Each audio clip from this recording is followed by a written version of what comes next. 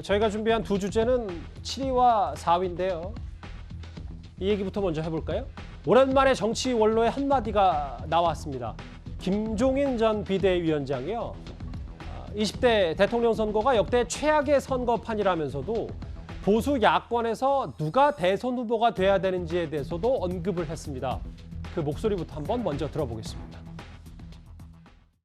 지금 현재로서 보면은 윤석열이가 제일 거꾸로 상대일 거예요. 윤석열이라는 사람은 원래가 사실 대통령 하려고 생각도 안 했던 사람 아니에요. 근데 이제 자기가 이제 검찰총장으로서 자기의 직무를 수행하려고 하는데 국민들이 엄청난 지지를 보내놓고 보니까 자기도 모르는 사이에 대통령 후보가 될 수 있다고 생각을 하게 된 사람이라. 그러니까 결국 가서 이 윤석열이가 돼야만이 무슨 새로움을 시작할 수 있지 않겠느냐. 김 전 위원장이 중요한 얘기를 많이 해서 제가 한번 읽어보겠습니다. 윤석열이 이재명에겐 제일 껄끄러운 상대고 차차선이라도 뽑는 게 국민의 강요된 선택이다. 내년 선거에서 야권이 승리할 가능성은 60에서 70%다. 다음 화면을 볼게요. 이재명 후보의 대장동 의혹이 대선에는 적지 않은 영향을 미칠 것이다. 근데 뭐 여러 가지 내용들 얘기했는데 결국 김종인 전 비대위원장이 사실상 윤 전 총장을 공개적으로 지지를 한 겁니까?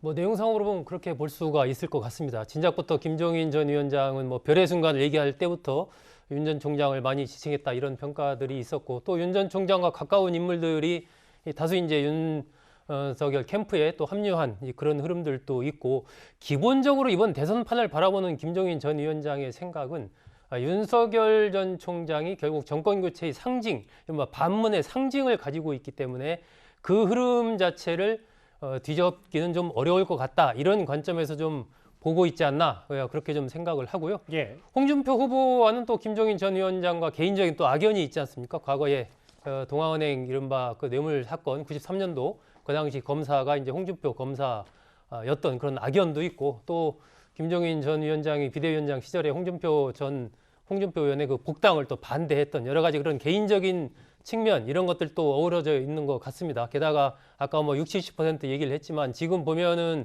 이낙연 전 대표의 지지 오늘 보니까 이낙연 전 대표의 공보단장 지낸 정운현 공보단장이 그 페이스북에 올린 글을 보니까 이재명 후보가 이낙연 전 대표를 뭐 품이 넓고 점잖은 품격에 감동했다 이런 얘기 했지 않습니까? 그거에 대해서 평소 이재명 지사의 언행을 보면 입에 발린 거짓말이라고 할 수 있다 이렇게 페이스북에 썼더라고요. 이낙연 캠프의 그 공보단장이요. 예, 지낸 이제 전 공보단장이죠. 이런 흐름으로 봤을 때 어쨌든 이 민주당의 지금 이재명, 이낙연 이 두 양강구도를 중심으로 펼쳐졌던 이 흐름의 앙금이 참 여전히 좀 굉장히 강하게 좀 가고 있지 않나 싶어서 그 부분은 이제 이재명 후보로서는 상당히 이제 큰 하나의 고개를 또 넘어야 되는 숙제를 안게 된 것으로 보입니다. 일단 김종인 전 비대위원장은 대장동 의혹이 이재명 후보에게 영향을 미칠 것이다. 뭐 그런 일련의 흐름들 때문인지는 모르겠는데 일단 여론조사 정권 교체가 여전히 정권 재창출보다 민심이 높다. 이것과 김종인 전 비대위원장의 분석이 좀 일맥상통하는 겁니까? 그렇죠. 지금 뭐 이재명 후보 같은 경우는 이제 세 가지 허들이 있다고 이야기하지 않습니까? 일단은 지금 내부 분열을 좀 극복해야 되는 것이고 대장동을 좀 건너야 되는 것이고 또 지금 지지율이 컨벤션 효과가 없는 이런 상황들을 좀 극복해야 되는 이 세 가지 허들을 넘지 못하면 굉장히 어려운 국면에 들어갈 수가 있고 근데 근본적으로는 사실 우리가 자꾸 뭐 대장동만 이야기해서 그런데요. 제가 이렇게 주변 분들 만나보고 이렇게 민심을 청취를 해보면 사실 국민들은 이 대장동 문제보다 여전히 부동산 문제가 가장 어떤 면에서 강하게 작용하고 있다는 생각이 들어요. 아시겠지만 지난 4.7 재보궐선거의 결과가 어땠습니까? 우리 여론조사와는 달리 굉장히 야당이 압도적으로 승리를 했거든요. 그때 무슨 일이 있었냐? 바로 LH 사태가 있었습니다. 예. 지금 부동산 문제로 해서 정말 국민들의 불만이 있는 상황에서 LH 직원들이 이 부동산 문제를 갖다가 했던 그 기억 때문에 정말 야당에다가 거의 압도적 승리를 안겨줬지 않습니까? 바로 대장동 문제도 그런 문제거든요. 정말 국민들 같은 경우, 서민들 같은 경우는 집 하나 하려고 지금 대출을 받아 사는데 지금 뭐 대출이 다 지금 잔고 막혀서 대출도 안 되고 전세금도 대출 안 되고 집값은 이미 뭐 몇 배가 뛰었고요.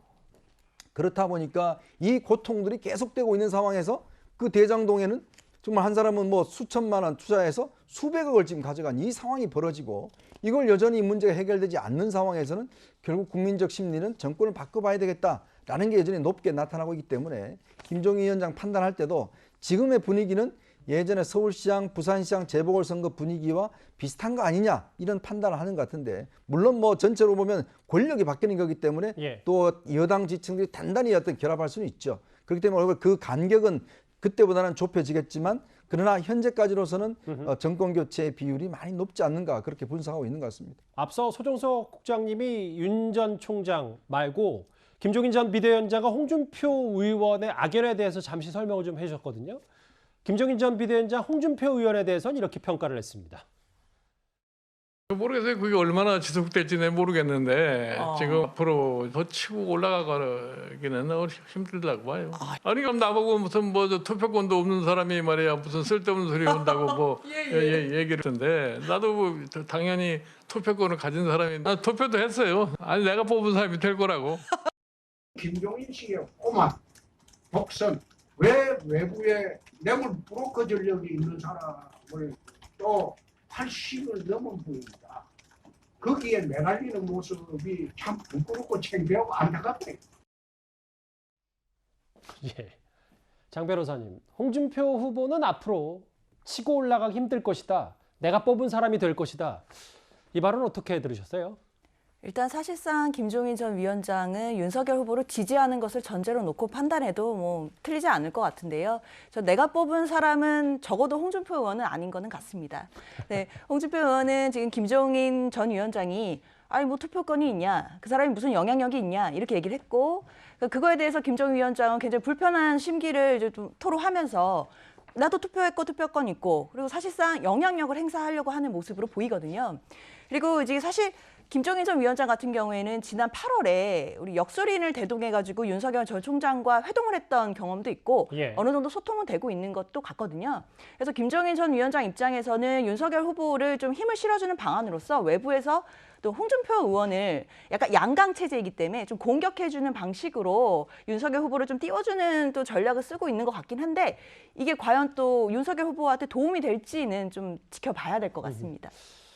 윤 전 총장, 일단 뭐 김종인 전 비대위원장의 사실상 공개 지지도 있었고 오늘 나온 얘기 중에 주호영 전 원내대표 있잖아요. 주호영 의원이 사실 대구 경북에서 5선한 국민의힘의 최다선 의원 가운데 한 명인데 윤 전 총장, 윤석열 캠프 선대위원장 오늘 합류했습니다. 어떤 의미가 있다고 보십니까?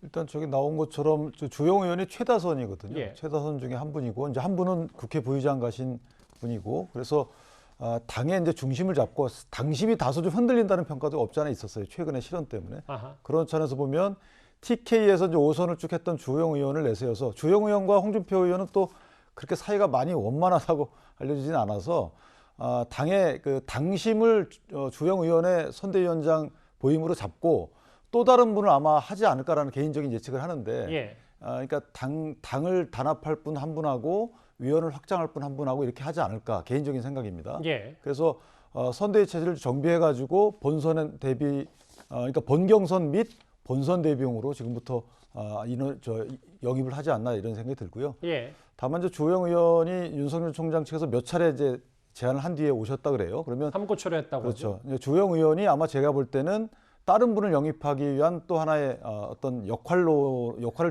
줄 것 같아요. 예. 제가 볼 때. 그래서 주호영 의원을 통해서 어떤 분이 들어올지가 일단 윤석열 총장의 보관을 볼 수 있는 기회일 수 있다 이렇게 생각합니다.